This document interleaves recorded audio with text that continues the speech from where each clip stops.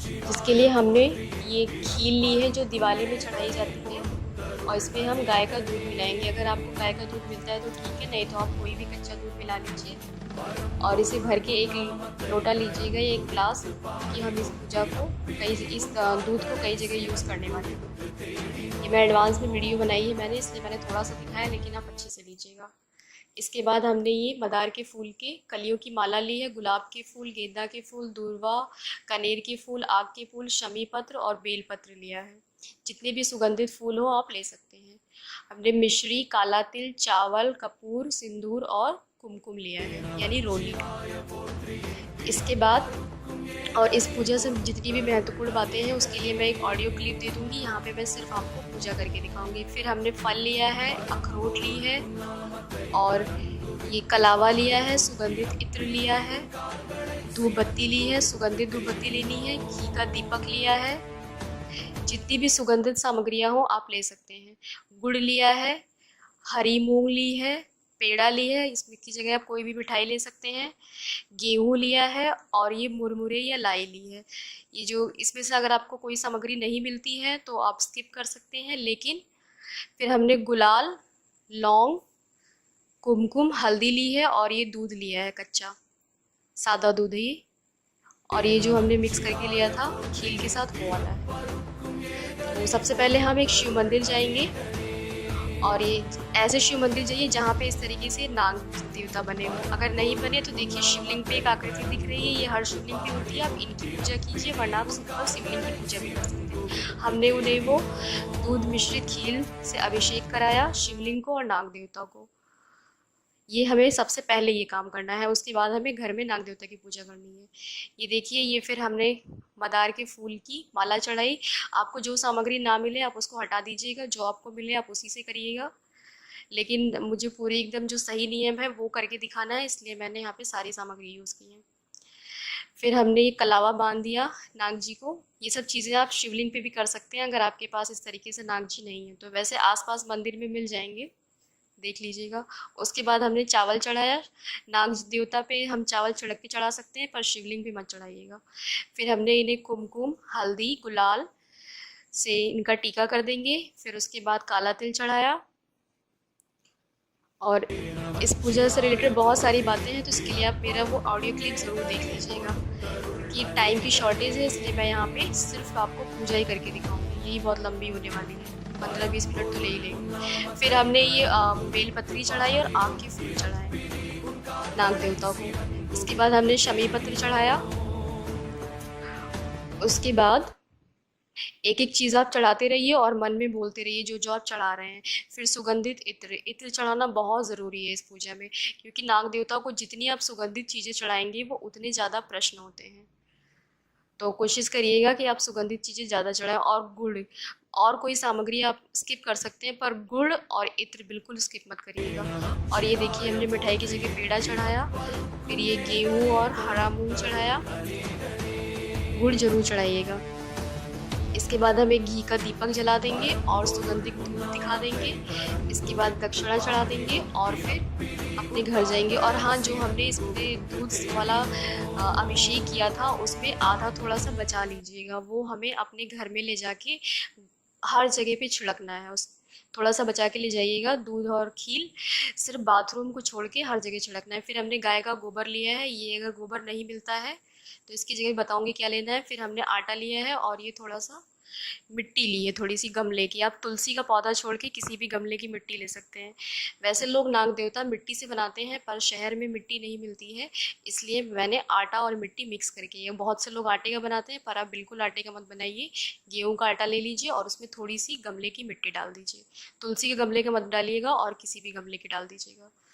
और इसका एक टाइट आटा गूंद लीजिए, एकदम जितना टाइट हो सके उतना टाइट गूंदना। ये देखिए मैंने कितना टाइट गूंदा। और फिर इसके 2 पार्ट्स कर लेंगे, एक छोटा पार्ट और एक बड़ा पार्ट। जो छोटा पार्ट है उससे हम लोग नागिन की आकृति जी की आकृति बनाएंगे, और जो बड़ा पार्ट है उससे नाग बनाएंगे। हमें नाग नागिन का जोड़ा बनाना है। तो ये देखिए आटा बहुत टाइट था, तो इसलिए मैं हाथ से किस तरीके से रोल कर रही हूँ। इस तरीके से आप करिएगा, बहुत टाइट है तो रोल नहीं हो रहा है। और जितना आटा आप टाइट रखेंगे उतना ही अच्छा होगा पूजा करने में, क्योंकि आकृति उतनी अच्छे से फिक्स हो जाएगी और जब हम इस पर अभिषेक करेंगे तो फैलेगी नहीं। अगर गीला रखेंगे तो फिर वो पूरी बहने लगती है। तो ये देखिए इस तरीके से हम आकृति बना देंगे मोड़ के, जैसे नाग देवता होते हैं फन काट के, और इनका फन बना देंगे और ये आगे पतली सी जीभ बना देंगे। तो ये इस तरीके से बना लीजिए। और ये देखिए आटा टाइट है इसलिए फट रहा है, कोई बात नहीं। और कोशिश करिएगा छोटी छोटी आकृति बनाइए तो आपको पूजा करने में और बिठाने में आसान होगा। तो ये हमारे नाग जी बन गए। अब हम नागिन जी बनाएंगे। ऐसे ही सेम नागिन जी भी बनाना है, लेकिन जो नागिन जी की शरीर है उसमें थोड़ी सी ऐठन देनी है, क्योंकि नागिन क्या होती है, लहर की चलती है, तो उनका जो शरीर है वो हमें थोड़ा सा लहरिया बनाना है। तो ये देखिए मैं किस तरीके से बना रही हूँ, और उनका फन जो है वो भी नाग देवता से थोड़ा सा चौड़ा बनाना है। तो ये देखिए बाकी आकृति मतलब साइज छोटा रखना है। तो ये देखिए, और इनकी बॉडी देखिए शरीर में किस तरीके से मोड़ कर रही हूँ, किस तरीके से मोड़ रही हूँ ऐठन में। ऐसे ही आपको भी ऐठन करके बनाना है। फिर ये नाग नागिन का जोड़ा बन जाएगा। इनका हमें श्रृंगार करना है।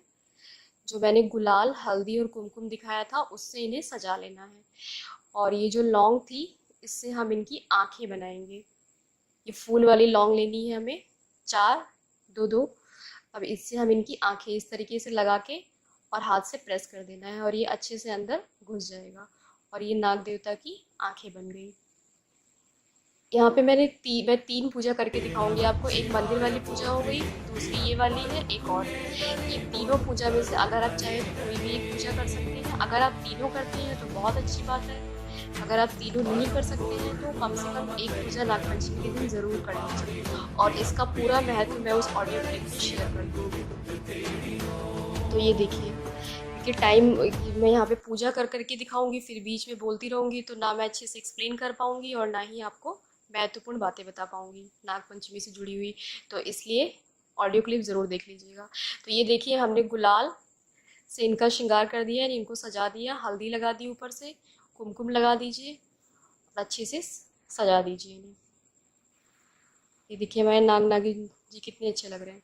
इसके बाद हमने जो इनकी जीभ बनाई थी इस पे जो ये लाल कुमकुम था इससे हल्का हल्का लगा देंगे, क्योंकि जो फन होता है, कभी देखा है पिक्चर्स में या टीवी वगैरह में भी, नाक का जो अंदर से जीभ निकलती है फन के अंदर से लाल कलर की होती है। तो इसलिए हम इनकी जो हमने जीभ टाइप का बनाया है उस पर इस तरीके से लाल कलर से कुमकुम से श्रृंगार कर दिया उसका, ताकि दिखे। और ये जो पूजा है ये आप किसी पौधे के अंदर करिए। मतलब अगर आप गांव में रहते हैं तो आप ज़मीन के अंदर कर लीजिए, और अगर नहीं है तो आप शहर में हैं तो किसी भी पेड़ के नीचे गमले में कर लीजिए। पर तुलसी के पेड़ के नीचे मत कीजिएगा, बाकी किसी भी पेड़ के नीचे। देखिए मेरे पास बेलपत्री का पौधा है, ये मैंने 5 साल पहले लगाया था नागपंचमी के दिन, और मैं तब से हमेशा इसी के नीचे पूजा करती हूँ। आप उस जिस भी पौधे के नीचे आपको करना है वहाँ पे आप इस तरीके से आसन बना लीजिए। मैंने दूब और कूस का यूज़ किया है। इसमें से अगर दो कोई चीज़ आपको मिलती है तो ज़रूर यूज़ कीजिए। कूस नहीं मिलता है, वैसे पूजा की शॉप पे मिल जाता है, तो आप दूब से आसन दीजिए। गद्दी मिलती है तो गद्दी लगा लीजिए, नहीं तो कोई कपड़ा बिछा लीजिए या फूल का आसन दीजिए। और जितना आप इस पूजा को जितनी प्राकृतिक ढंग से करेंगे उतने ही नाग नागिन देवता प्रश्न होंगे और शिव जी भी प्रश्न होंगे। तो और इस पे जो भी हम चीज़ें चढ़ाएंगे वो सारी चीज़ें मिट्टी में जानी चाहिए, क्योंकि नागों का वास कहाँ होता है, मिट्टी पे। इसलिए इस पूजा का करने का नियम है कि इसको हमेशा किसी पेड़ के नीचे करना चाहिए। बहुत से लोग मंदिर में भी अपने पूजा घर जो होता है उनका वहाँ पे मंदिर में कर लेते हैं। फिर देखिए पूजा स्टार्ट करने से पहले हमने क्या लिया, चावल, फूल, जल लेके, जैसे हमने बताया था अपनी वीडियो में संकल्प लेते हैं उस तरीके से संकल्प ले लीजिए। तो आप चौकी वाला भी कर सकते हैं मंदिर में, पर उसमें क्या होगा, सारी सामग्री जो है वो इधर उधर हो जाएगी, अच्छे से ज़मीन पे नहीं जाएगी। फिर हमने ये जल और गंगा जल मिला के उससे अभिषेक कराया, और ये दूध जो हमने खीर डाला था उससे अभिषेक कराएंगे। और ये पूरा जो दूध है अच्छे से इनको स्नान कराना है, यानी इनका पूरा शरीर उसमें डूबना चाहिए। तो मैं एडवांस में बना रही हूँ इसलिए मैंने थोड़ा थोड़ा करके दिखाया, बट आप अच्छे से करिएगा। और जो आप वहाँ से बचा के लाए थे दूध मंदिर से, उसको पूरे घर में छिड़कना है, सिर्फ बाथरूम में नहीं छिड़कना है, इसका ध्यान रखिएगा। और उसी बचे हुए दूध से आपको ये पूजा भी करनी है, ठीक है। तो हिसाब से दूध लेके जाइएगा। फिर ये देखिए हमने जो आग के फूल की माला थी, एक हमने वहाँ चढ़ाई थी और एक ये नाग नागिन देवता को एक साथ पहनानी है, ताकि दोनों लोग एक ही साथ पहन लें। फिर हमने इस पे चावल चढ़ाया, और काला तिल चढ़ाया। और ये जो सामग्रियाँ हम चढ़ा रहे हैं, पहले नाग जी को चढ़ानी है, फिर नागिन जी को। और जो भी आप चढ़ा रहे हैं, आपको वो जैसे मैंने हल्दी चढ़ाई तो हम बोलेंगे ओम ओम जय नाग देवता नमो नमः हरिद्रा समर्पयामि, ओम जय नागिन देवै नमो नमः हरिद्रा समर्पयामि। इस तरीके से हम जो भी सामग्री चढ़ा रहे हैं आप बोलते रहिए। फिर हमने कुमकुम चढ़ाया था और इसके बाद ये कुमकुम से टीका कर रहे हैं हल्दी चढ़ाने के बाद। पहले जो भी आपको करना है, पहले नाग देवता को करना है, फिर नागिन जी, और बीच बीच में बोलते रहना है जो आप चढ़ा रहे हैं, ठीक है। फिर हमने शमी पत्र चढ़ाया नाग देवता को, फिर नागिन जी को चढ़ाएंगे। ये हमने शमी पत्र चढ़ाया। चौकी, फिर ये बेलपत्र चढ़ाया। चौकी पे चढ़ाने से क्या होगा, वो सब सामग्री आपको बाद में उनका विसर्जन करना होगा, लेकिन जो आप मिट्टी में ये कर रहे हैं, ये सब इसी मिट्टी में रह जाएगा। तो ये इस तरीके से ही करिएगा, यही सही नियम होता है पूजा करने का, प्राकृतिक नियम नागिन जी का नाग पंचमी के दिन। फिर हमने नाग देवता को आग के फूल चढ़ाए, नागिन जी को गुलाब के फूल चढ़ाए। जितने सुगंधित फूल हो सके आप चढ़ा सकते हैं। मुझे जो जो मिले वो मैंने चढ़ाए हैं। ये देखिए, फिर हमने धूप चढ़ाई नाग जी को, धूप जोड़े में चढ़ानी है, और फिर नागिन जी को चढ़ाई। इसके बाद हमने कनेर का फूल लिया है क्योंकि बहुत सुगंधित होता है, दोनों लोगों को चढ़ाया। और फिर हम गेंदे का फूल चढ़ाएंगे। ये हमने गेंदे का फूल चढ़ाया। और इसके बाद हम इत्र, यहाँ पे इत्र जो है अच्छे से छिड़किए ताकि खूब खुशबू फैल जाए, और ये फूलों वाला सुगंधित इत्र है पूजा वाला, तो ये चढ़ाया हमने। और अगर आपकी जन्म कुंडली में काल्प सर्प या नाग दोष है तो इस पूजा को करने से वो समाप्त हो जाता है। कोई दोष नहीं है तब भी आप इस पूजा को कीजिए। फिर हमने ये कलावा लिया, और ये भी दोनों लोगों को साथ ही में चढ़ाना है, यानी दोनों लोगों को कलावे से एक सूत्र में बांधना है। क्योंकि हम लोग हिंदू हैं, और हिंदू धर्म में रह के कम से कम इतना तो कर ही लीजिए। कुछ ना करिए, मतलब वैसे डेली मत करिए पूजा, लेकिन कम से कम जो विशेष पर्व होते हैं जिनका हमारे शास्त्रों में बहुत ही ज़्यादा मान्यता है, उनकी पूजा तो कर ही लीजिए। ये देखिए, ये हमने फिर हरी मूंग चढ़ाई। अगर आपके पास इतनी सारी सामग्री नहीं है, आपको जो मिलता है उससे कीजिए, ज़रूरी नहीं आप सब कुछ चढ़ाइए, अपनी यथाशक्ति अनुसार कीजिए। ये फिर हमने गेहूँ चढ़ाया, पर जो हमारे नियम अनुसार है वो मैं सब कुछ आपको करके दिखाई, उसमें से आपको जो कुछ मिलता है आप सब करिए। और इन तीनों में से कोई भी एक पूजा आप कर लीजिए, अगर तीनों नहीं कर पाते हैं तो। ये देखिए, फिर दूध जो है हमें इस तरीके से पिलाना है, जो नाग देवता और नागिन जी की जीभ है वो पूरी उस दूध में डूब जानी चाहिए, ठीक है। और उसके बाद उस इस तरीके से गिराना है कि वो पूरा ज़मीन में जाना चाहिए। देखिए मैं कैसे वीडियो में दिखा रही हूँ। और ये आपको 1 3 5 7 यानी विषम संख्या में करना है। तो मैंने यहाँ पे 3 3 करके दिखाया है, आप 5 और 7 कर सकते हैं। ये देखिए, फिर नागिन जी को भी इसी तरीके से पिलाना है, उनकी जीभ में लगाते हुए नीचे की तरफ गिराना है। और ये सारी सामग्री हमें नहीं उठानी है। नाग पंचमी के दिन ही सूर्यास्त होने से पहले, यानी सूरज डूबने से पहले, सिर्फ ये जो हमने नाग और नागिन का जोड़ा बनाया है, सिर्फ हमें ये उठाना है, और इनको ले जाके कोई आपके आसपास जलाशय है तो वहाँ पे इनका विसर्जन कर दीजिए। जलाशय नहीं है तो कोई मंदिर है या फिर कोई केले का पेड़ है, पीपल का वृक्ष है, उसके नीचे रखाइए। अगर वो भी नहीं है तो कहीं किसी मंदिर में शिवलिंग के नीचे रखाइए, पर घर में नहीं रखना है। बाकी जो सामग्री है वो सब इसी गमले में पड़ी रहने देनी है, वो मिट्टी में सब मिक्स हो जाएगी। फिर ये देखिए, हमने जो लाई थी हमारी, यह मुरमुरा था, वो चढ़ाया। प्रसाद के तौर पे आप कुछ चढ़ा सकते हैं, पर ये सारा प्राकृतिक जो चीज़ें मिलती हैं नागिन के आसपास, हमने वो सब चढ़ाई है। आप अखरोट की जगह पे छिलके वाले बादाम चढ़ा सकते हैं, लेकिन फल लाल ही चढ़ाइएगा। अनार हुआ, सेब हुआ, इस तरीके से कोई भी लाल फल चढ़ाइए। उसके बाद घी का दीपक जला दीजिए और एक सुगंधित धूप जला दीजिए। यथाशक्ति अनुसार दक्षिणा चढ़ा दीजिए। हमने सुगंधित धूप दिखा दी, यथाशक्ति अनुसार दक्षिणा चढ़ा दीजिएगा। और इसके बाद दक्षिणा चढ़ाने के बाद हमें आरती करनी है। आरती भी खूब सुगंधित अच्छे से करनी है। और लास्ट में हमें जो गुड़ था ना, हमने गुड़ दिखाया था, और मिठाई वो भी हमें चढ़ानी है, लेकिन वो लास्ट में चढ़ानी है। जब पूरी पूजा समाप्त हो जाएगी उसके बाद उनको थोड़ा सा मीठा भोग लगाना है। फिर देखिए, आरती की थाली मैंने कहा कभी खाली नहीं होनी चाहिए, तो ये छोटे से प्लेट में हमने फूल रखा, चावल रखा, 2 सिक्का रखना है आपको, एक नाग जी के लिए, एक नागिन जी के लिए। दक्षिणा अलग चढ़ानी है और ये जो सिक्का है ये अलग से देना है। और प्रसाद के तौर पे आप कुछ भी रख दीजिए, मैंने लाई रखी, और ये धूप और कपूर की आरती दे दी है। आरती कोई आरती नहीं गानी है, क्योंकि नाग नागिन देवता की आरती कोई होती नहीं है, तो होती भी होगी तो हर किसी को नहीं आती, इसलिए आप जो है सिंपल इस तरीके से आरती कर लीजिए।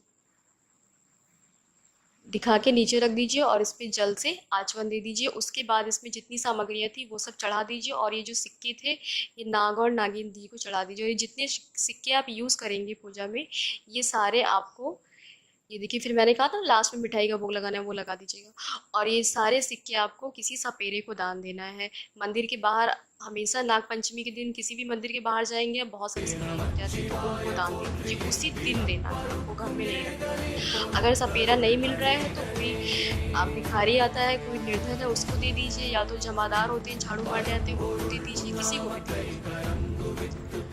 फिर ये देखिए हमने लास्ट में पेड़ा चढ़ाया, उसके बाद गुड़ का भोग लगा दिया, और ये हमारी एक पूजा संपन्न हो गई। अब हम अपनी तीसरी पूजा करेंगे।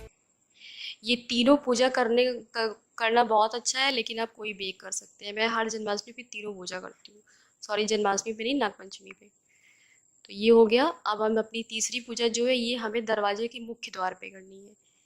ये मैंने वीडियो एडवांस में बनाया है पहले, तो इसलिए मैंने मुख्य द्वार पे नहीं दिखाया है, क्योंकि वो नागपंचमी के दिन ही वहाँ बनाया जाता है। तो मैंने ऐसे छत पे एक सिंपल दीवार पे बना के दिखाया, पर आपको ये अपने दरवाजे के मुख्य द्वार पे दोनों तरफ बनाना है।